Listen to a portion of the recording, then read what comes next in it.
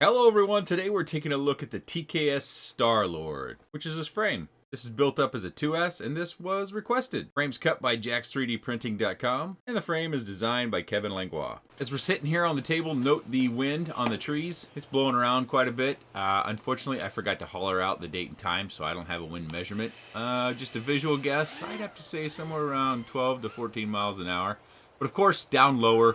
Again, I've said this many times, I feel like a broken record, but I never know who's watching, so I try to repeat these things for those purposes. We're very protected. Inside a neighborhood, fence line, trees are knocking a lot of that wind down, so this quad isn't always getting the full brunt force of that wind. But this is what I would consider my heavy build. If you're not familiar with the TKS frames, we've been through a few of them here on the channel. And this was a fresh flight. I actually went through my older flights with this one because I thought I'd just pull one out. But unfortunately, the flights that were actually full flights, no crashes, I did not have my camera that I use to record the audio that you hear. So you get a sample of how the quad sounds. This flight's going to be about 3 minutes and 30 seconds, which is a little bit less than what I got on my TKS 78mm rocket race that comes in at about 33 grams. This, of course, has got a different camera in it, and we'll cover all the parts, and I'll have a build list down in the video description. And I think what I'll do with the build list is I'll group it by vendor, but you may find that, if you're looking for, say, GetFPV, that you might find that that vendor doesn't have all the parts, so you might just have to scatter about to get the parts that you need. Of course, the parts that you need: props, motors, of course the frame from jax3dprinting.com. You need a canopy, or you can get one from jax3dprinting.com. You need a camera. In the case of this one, I'm using the Cadix Baby Ratel 2. Let's see, and we need the main board, which in this case is the F4 Pro. That does have a receiver, but it does not have a VTX. And for the VTX, I believe I am using the Eachine Nano V2. So the parts, especially from our US vendors, you might not find all those parts available from a store. But I'll build a list, and then as you're going through, you can use kind of my verbal walkthrough of the parts that we need, and build your own list. If you still haven't, come accustomed to the builds on these yet, I apologize to anybody who does follow the channel, and you've seen a bunch of these TKS videos. This may not be something that you're that thrilled with, but it was requested after doing the StarLord 1S build. And I could put the StarLord 1S build down in the video description if you happen to miss that and you're more interested in a 1S version. And this does fly slightly different than my original race rocket, the 78mm. I think it has some advantages in that the props are less, are overlapping the flight controller less. And I think that's why we're still getting pretty good flight time out of this, even with the punch outs over the house and stuff like that. That, we just have more thrust that's going down. Although I would say that because my builds are different, one's lower weight and a different camera that has a wider field of view, the view that you have through the goggles as well as the flight feel is different. I prefer the smaller 78mm rocket race, but I think it would be probably more widely that you would want this StarLord frame. You've got motor protection on this where you don't with the TKS, and you don't have that overlapping prop quite as heavy. So that's the advantage, but I still have my preference for that rocket race. And you see we've ended the flight, 3 minutes and 34 seconds, just a touch low on the battery. There, got it. Came back to 3.5 volts per cell, which is where I want to land when I'm disarmed. I think the first thing I should do is just kind of run through all my builds on the different TKS frames and show you just weights on them. Just for clarity, this is the TKS StarLord, the flight we just watched, and the way I have it built, it comes in at just under 40.5 grams. This one is the TKS StarLord as well, but this is the 1S build version with the Beta FPV 1102 18,000 kV motors, and it weighs just over 33.5 grams. My preferred build, which is the TKS Rocket Race, the 78mm edition that's built for 2S, and that comes in at just under 35 grams. And this is the heavy edition of the Rocket Race, again 78mm, and it comes in just a touch over 39.5 grams. So I wanted to give you this sort of view right off the bat because I talked about it during the flight, that the props overlap more on the 78mm edition. Not too bad, but it's obvious that on the StarLord edition, which is 90 millimeters, that the props don't really overlap. And you could also, I believe, run 2.5-inch props on this if you wanted to. Of course, you know, I've tried that in other builds, but I had a ticking noise on something. I don't know exactly where it was ticking, but so you may have to raise and lower or do something different with your canopy to get that extra bit of clearance. Again, I used the 1102, in this case the 9000 kV motor, so a little less top end pop, which does give us a little bit more efficiency as well. This one does have my original rubber bands, but I've mentioned that on the channel before, that I found these 40 millimeter rubber bands from AliExpress at the Stork Fly. These I think are optimal. And they're cheap because I got like 100 for $7. Of course, you can get like 50 for $5, or I think you can get 20 for like $4, something like that. So it's also been mentioned that you could take a inner tube from a bicycle tire and cut it up, and that might work out for you. I haven't tried that myself, but I think other people have. I'm not certain if it works for the dimensions of this frame. But this is my build. It's got, as I mentioned, the Baby Retail 2, which is a nice camera, and it's only $25. And then I've got some more extra weight here with how I secured my antenna up out of the air with a zip tie and some heat shrink. Then I've got my F4 Pro board down here. That is the one with the receiver, and you can see my antenna just over here on this side, and then buried underneath the camera area. Hopefully you can see that. Right down underneath the camera is my Ishi Nano VTX. Those run, I think they're like $13 or $14.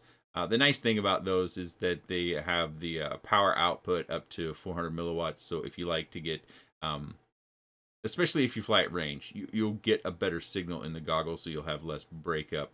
And then I've used my Emax tape to secure my motor wires down. I have seen some people doing builds where they're taking their rubber bands and going across the arms. I've seen it for both of these builds, and I don't want to sound egotistical here, but I would encourage you to give running your rubber bands this way and getting some smaller rubber bands, because I noticed early on, back before I did the rocket race video, that, and Kevin told me this, that there is a difference when you start to run your rubber bands over here. You do that square pattern to secure your battery. You can feel that. Now, you might not, depending upon how you fly or where you're at in your flight journey, but I definitely did. And so that's one of the reasons why on all my builds, you just see the batteries going front to back. Of course, you can go side to side as well. I just like to toilet tank my battery, so my battery sits sideways under here. I find that, especially taking off from the table or a really flat surface, that keeps the quad from tipping over. There's something about having your quad leaning as you sit down to take off, and just not as positive as if it's just sitting flat and leaning forward a little bit. And the props don't tend to hit whatever flat surface I'm on. So, and I like how that feels in flight too. I like to toilet tank my batteries. Even on top mount, if I can toilet tank the battery on a top mount, I like that a little bit more than traditional.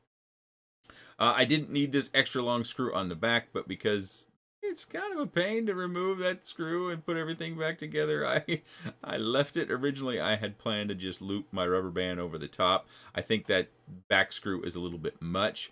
I think when this rubber band does break, I'll reroute the rubber band into this gap up front, and then I probably won't even take this screw out then, because the rubber band will have broken, and that's a nice proud screw, and I can just throw the rubber band over the top of this screw. These canopies, I have noticed that these canopies come in kind of two different flavors, and I still don't have it straight. Unfortunately, I ordered two different canopies. I ordered the Crux 3 as well as I think it's the Uzi 80 canopy, and let me grab that here real quick. Yeah, if you look at the Uzi 80 canopy, I don't know how well this is going to come through.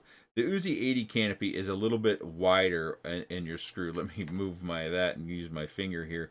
So where you put the screws in, it's a little bit wider. See how it's indented a little bit less back here versus this canopy, which I believe is the Crux 3 canopy. It's actually cut natively or brought in natively for these micro or nano-sized cameras, so you don't need a spacer or a gap filler. And when you're looking at a hyper micro like this, that's a touch of weight, maybe at most a half gram that you're saving by getting a canopy that's got that little cut in there.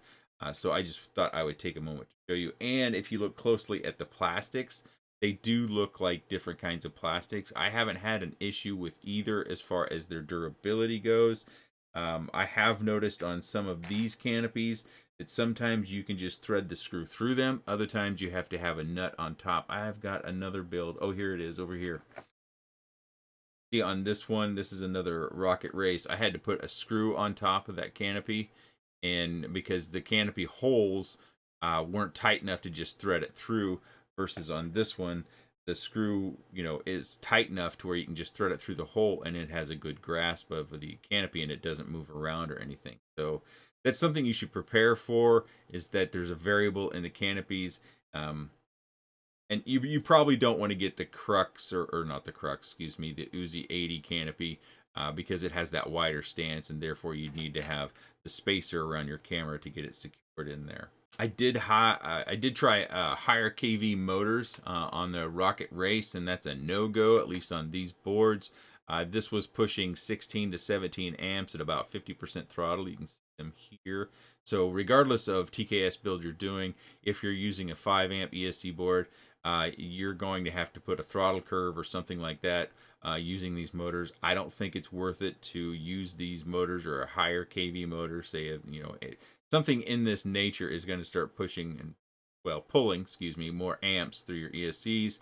And at 50% throttle for 16 or 17 amps, not saying that it would double that once you get to 100%, but it is going to have an impact. You're not going to be able to go to 100% throttle without blowing an ESC.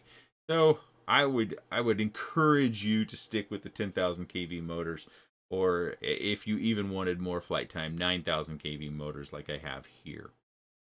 Of course, if I built this one lighter, much like I did this, the canopies on these are within 1/10 of a gram, but the difference in weight is from the camera, the VTX, and the VTX antenna, and its mounting. That's where most of the weight comes from. These frames they're very, very comparable. They're within a gram of one another, I believe. Again, I'll have a build list. You have to start out with your frame from Jack's 3D Printing. Of course, that's cut here in the United States, in California, and that can be somewhat of a shipping challenge or shipping cost. I know Jack is doing the best he can with the prices of everything and keeping things reasonable and accessible to everyone. And if you're international, that shipping cost may... I can understand you buy a $12 or $15 frame and you're spending the same amount for shipping. That's hard to swallow. Unfortunately, at this time, there just isn't any alternative. There may be down the road, but I can't speak to that at this time. If you have any comments, questions, suggestions, otherwise, please let me know in the comments section below. I appreciate your time, and thanks for watching.